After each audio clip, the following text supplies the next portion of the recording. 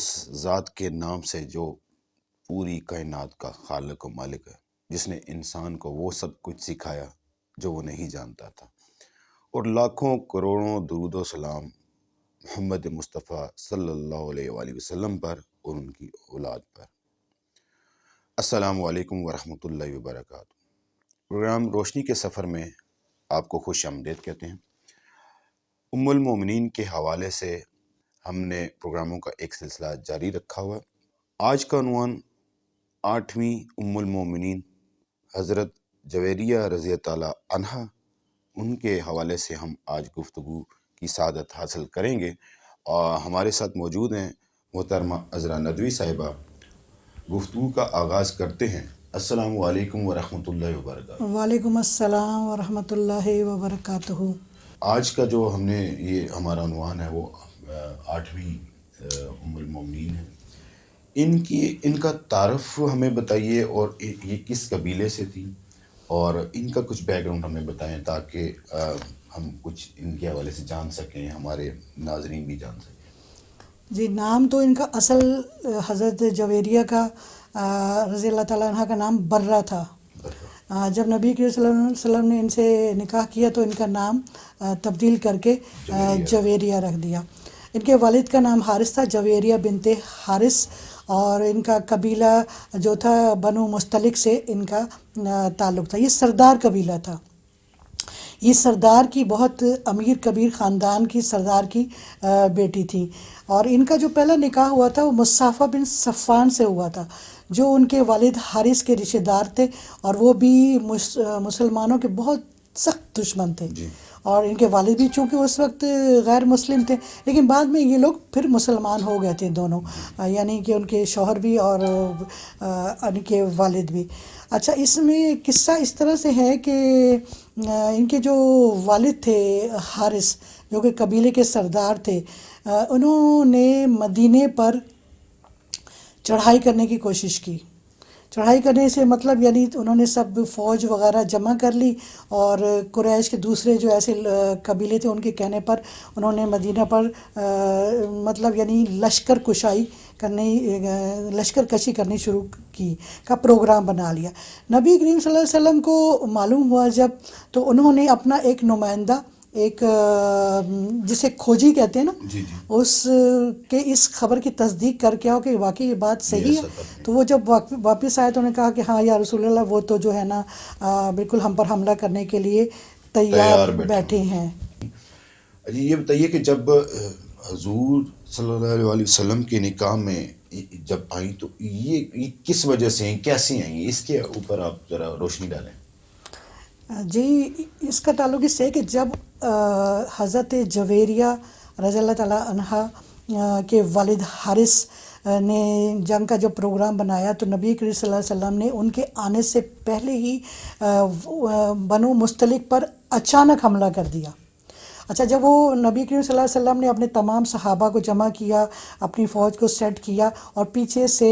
زید بن حارثہ کو اپنی جگہ قائم مقام بنا کے، یہ وہی زید بن حارثہ ہیں جو کہ نبی کریم صلی اللہ علیہ وسلم کے منہ بولے بیٹے ہیں، پھر انہوں نے اچانک جا کر بنو مستلق کے قبیلے پر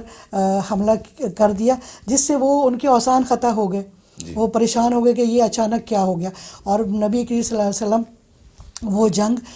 جیت گئے، جس میں بے شمار قیدی، جانور، ہزاروں بکریاں،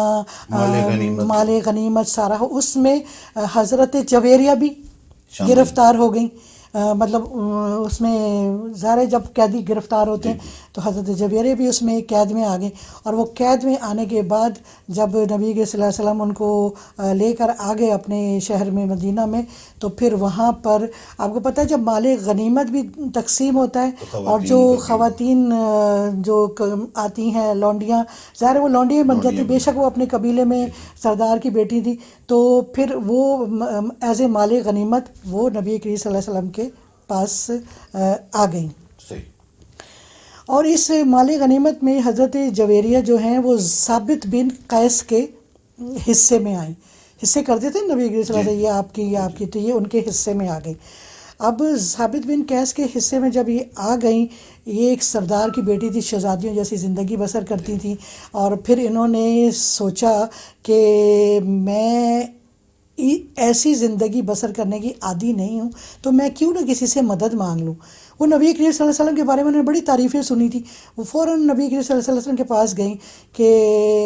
میں نے آپ کے بارے میں بہت تعریف کی سنی ہے، تو آپ پلیز میری مدد کریں، میں تو بہت یعنی سردار کی بیٹی ہوں، تو میں یہاں پر کیسے گزارا کروں گی۔ تو نبی کریم صلی اللہ علیہ وسلم نے ان سے کہا کہ ٹھیک ہے، میں آپ کو ایک بہتر آپشن دوں۔ حضرت جویریہ سے کہا آپ کو اگر پسند آئے تو آپ قبول کر لیں۔ تو انہوں نے کہا ٹھیک ہے، چونکہ زید بن ثابت بن قیس جو ہیں ان سے انہوں نے مکاتبت کا مطلب ہوتا ہے کہ کچھ پیسہ، کچھ سونا جو ہے وہ دے کر تو نا اپنے آپ کو آزاد کروا لیتے ہیں۔ تو انہوں نے ان سے کہا کہ آپ مجھے 9 اوقیہ ایک پیمانہ ہے جیسے ملی گرام، گرامز، تولہ، معاشہ وغیرہ ہوتا ہے نا، اس طرح 9 اوقیہ سونے کے عوض مکاتبت کر کے اگر میں آپ کو دے دوں تو آپ مجھے چھوڑ دیں گے۔ انہوں نے کہا ٹھیک ہے۔ اسی لیے تو رسول اللہ صلی اللہ علیہ وسلم کے پاس وہ آئی تھی، تو رسول اللہ صلی اللہ علیہ وسلم نے ان کو آپشن دے دی کہ اگر میں آپ کی 9 اوقیہ ان کو قیس کو دے دوں تو، اور پھر میں آپ کو نکاح کی مطلب پیشکش کروں تو آپ کو قبول ہے؟ وہ تو بہت خوش ہو گئیں، انہوں نے کہا ٹھیک ہے۔ رسول اللہ صلی اللہ علیہ وسلم نے وہ ان کی قیمت 9 اوقیہ ان کو ادا کر دی اور نکاح کی پیشکش کی۔ آپ نے کافی ڈیٹیل میں سمجھانے کی کوشش کی۔ اچھا مجھے بتائیے کہ اس کے جو اگر ہم عوامل پہ اگر غور کریں تو ہماری جو ام المومنین ہیں، ان کا کردار، ان کا جو اسلام کی نشر و اشاعت میں، اور ان کا مقام کیا تھا اس ٹائم؟ دیکھیں، یہ حضرت جویریہ رضی اللہ تعالیٰ عنہا ایک سردار کی بیٹی تھی، امیر تھیں بہت زیادہ۔ جب انہوں نے نبی کریم صلی اللہ علیہ وسلم سے نکاح کر لیا تو ان کے والد بہت زیادہ سامان، مال و متاع کے ساتھ پورے اونٹوں پر لاد کے نبی کریم صلی اللہ علیہ وسلم کے پاس آئے تاکہ نبی کریم صلی اللہ علیہ وسلم کو دے دیں اور وہ اپنی بیٹی کو لے جائیں۔ تو حضرت جویریہ نے کیا جواب دیا کہ نہیں، میں تو اپنے شوہر کے گھر میں رہوں گی، حالانکہ ادھر قسمہ کرسی تھی، غربت تھی، سارا کچھ تھا، تو یہ کتنی بڑی قربانی دی دین کے لیے، شوہر کے لیے، اپنا مالدار گھرانہ چھوڑا، پھر وہاں پر آ گئے۔ اور پھر دوسری بات یہ کہ جیسے ہی ان کے والد کو پتہ چلا، یعنی کہ حارث جن کا نام تھا، وہ بھی مسلمان ہو گئے، یعنی کہ نبی کریم صلی اللہ علیہ وسلم کے اخلاق اور اپنی بیٹی کے اس کی وجہ سے۔ حضرت جویریہ رضی اللہ تعالیٰ عنہا نہایت ہی حسین و جمیل، خوبصورت، اور ان کی ایک بہت بڑی خصوصیت ہے کہ ذکر و اذکار کرنے والی خاتون تھی، اور آپ کو پتہ ہے کہ ذکر و اذکار کرنا اللہ تعالیٰ کو بہت پسند ہے۔ اچھا، ایک چھوٹا سا واقعہ میں آپ کو بتاؤں کہ